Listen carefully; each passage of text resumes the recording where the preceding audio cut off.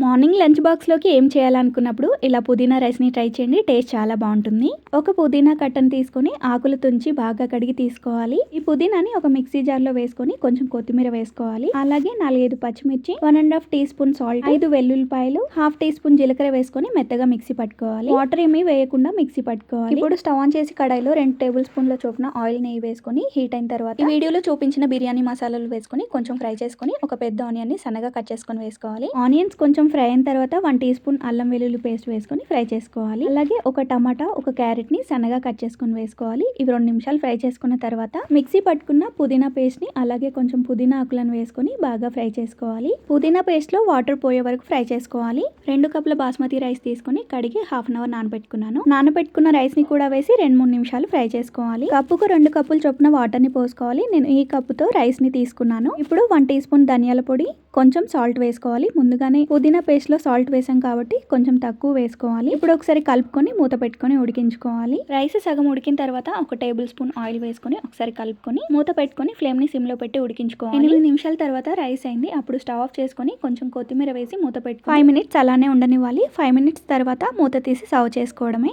అంతేనండి, టేస్టీగా పుదీనా రైస్ రెడీ. ఈ పుదీనా రైస్ కాంబినేషన్ లో పెరుగు అయితే చాలా బాగుంటుంది. ఒకసారి తప్పకుండా ట్రై చేసి చూడండి.